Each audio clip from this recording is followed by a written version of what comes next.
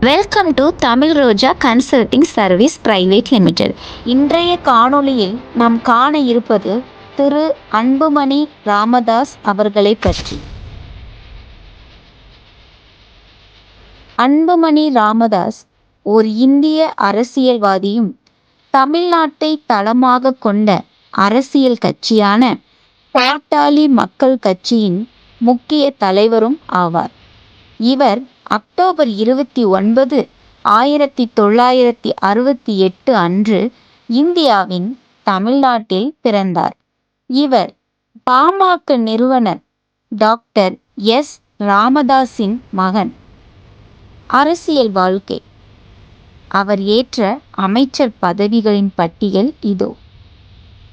அன்புமணி ராமதாஸ் மாநில, தேசிய அரசுகளில் முக்கிய பதவிகளை வகித்துள்ளார். 2004 முதல் 2009 வரை ஐக்கிய முற்போக்கு கூட்டணி அரசாங்கத்தில் மத்திய சுகாதார மற்றும் குடும்ப நலத்துறை அமைச்சராக பணியாற்றினார். மாநில அளவிலான அரசியல். இவர் தமிழ்நாட்டின் சிதம்பரம் தொகுதியை பிரதிநிதித்துவப்படுத்தி பல முறை நாடாளுமன்ற உறுப்பினராக இருந்துள்ளார். குறிப்பாக தமிழ்நாட்டில் கணிசமான மக்கள் தொகையை கொண்ட வன்னியர் சமூகத்தினரிடையே அவரது அரசியல் செல்வாக்கு வலுவாக உள்ளது. முக்கிய பங்களிப்புகள். சுகாதார முன்முயற்சிகள். மத்திய சுகாதார அமைச்சராக அன்புமணி ராமதாஸ் பொது சுகாதார சீர்திருத்தங்களுக்கான பணிகளுக்காக அறியப்பட்டார்.